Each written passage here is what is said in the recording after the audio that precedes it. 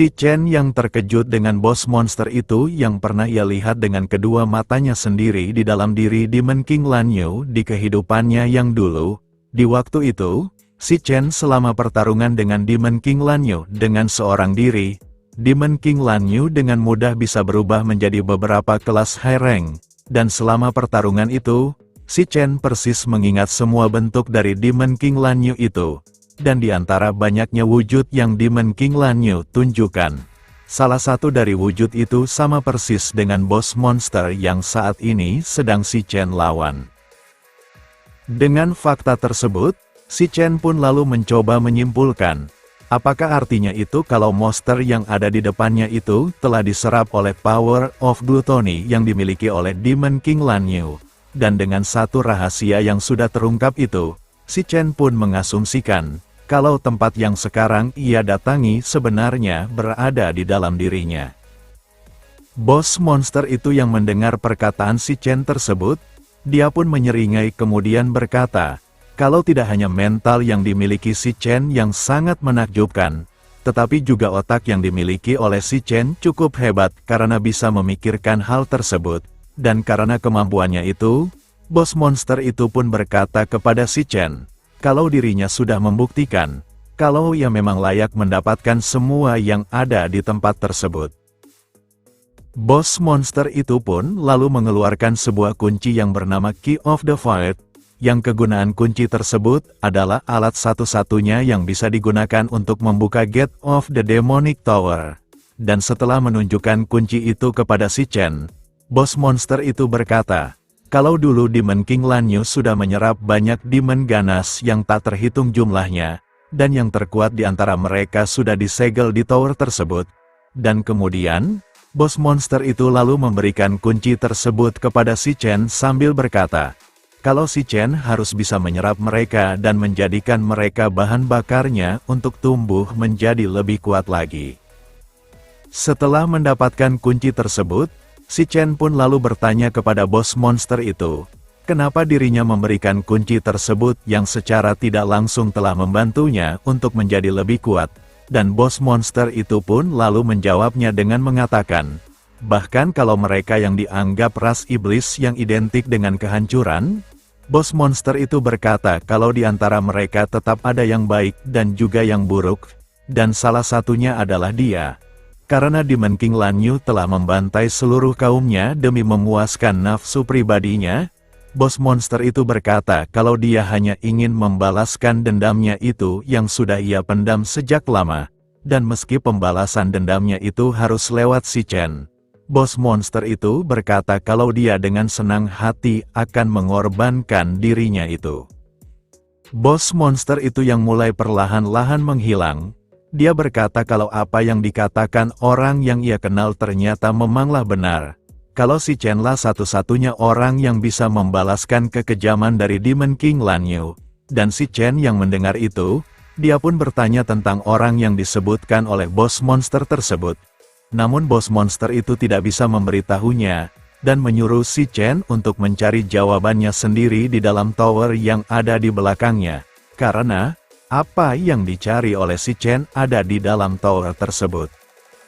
Sebelum bos monster itu menghilang, dia meminta kepada si Chen untuk mengambil kekuatannya dan membuat Demon King Lanyu untuk membayar perbuatannya yang telah memusnahkan kaumnya itu. Dan mulai di detik itu, bos monster itu berkata kalau si Chen harus jadi tak terkalahkan, dan menyuruhnya untuk membuka Gates of the Demonic Tower untuk menyerap semua yang ada di dalam tower tersebut. Namun untuk menjadikan mereka menjadi kekuatan yang bisa digunakan oleh si Chen, bos monster itu berkata kalau demon yang ada di dalam tower tidak akan sebaik yang dilakukannya. Karena mereka adalah makhluk yang paling ganas dan sadis yang pernah ada. Meski kenyataan itu memang pahit, si Chen harus bisa menahan semuanya, serta juga harus bisa menaklukkan mereka semua, agar si Chen bisa berdiri di puncak dunia, dan sampai di titik akhir yaitu menyerap setiap Demon King yang ada, dan hanya orang dengan tekad seperti itulah yang berhak mendapatkan kekuatan yang ia berikan kepada si Chen.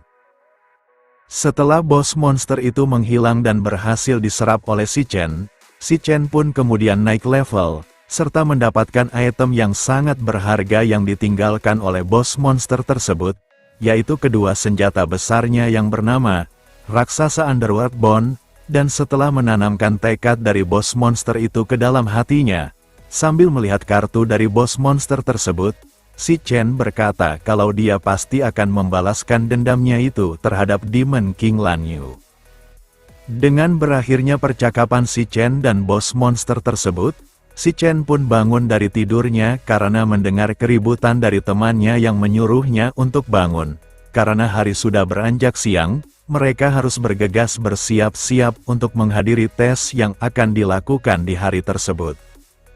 Si Chen yang masih merasa bingung karena ia terbangun di asramanya pun melihat ke sekujur tubuhnya itu, dan melihat luka yang ia dapatkan sudah disembuhkan secara total akibat pertarungan dengan bos monster purgatori raksasa.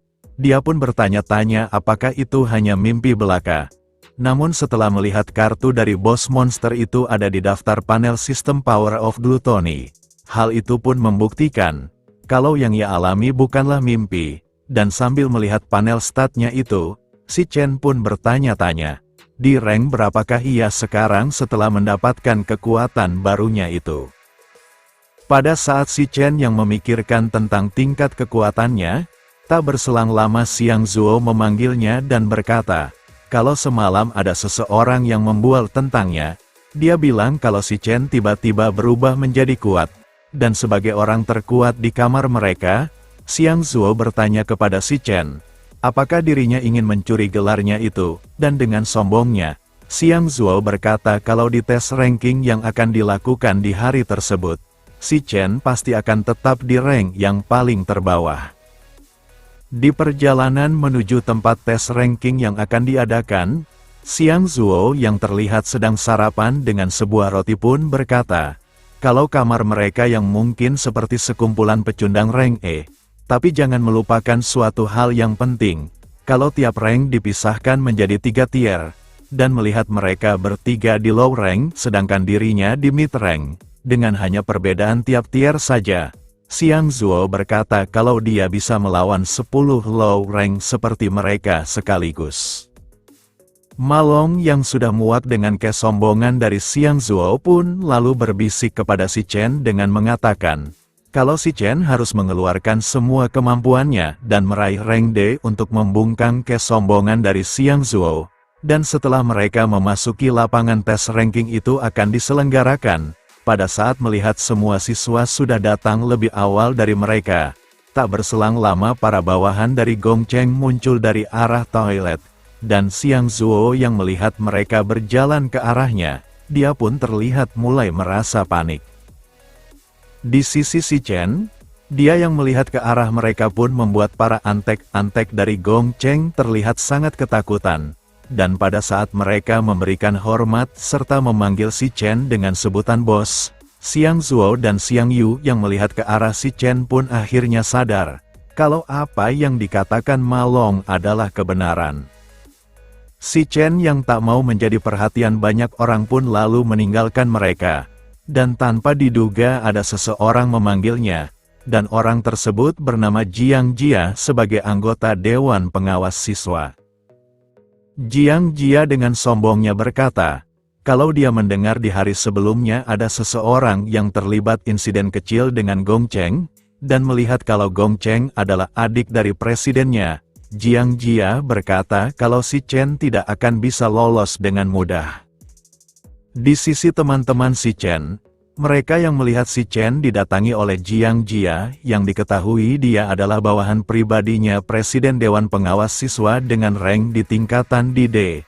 Mereka pun berkata, kalau si Chen akan mengalami hal yang buruk karena sudah menjadi incaran dari Jiang Jia, dan di sisi Jiang Jia dan si Chen, Jiang Jia pun lalu membisikkan sesuatu dengan mengatakan, kalau indera penciumannya cukup tajam dan bisa mencium orang yang benar-benar kuat dari jarak 1 mil jauhnya, namun melihat si Chen di depannya dan tidak merasakan sesuatu, Jiang Jia berkata kalau si Chen hanyalah seorang sampah yang tercium aroma menjijikan dari pecundang permanen saja. Next, kita lanjut di part selanjutnya. Terima kasih.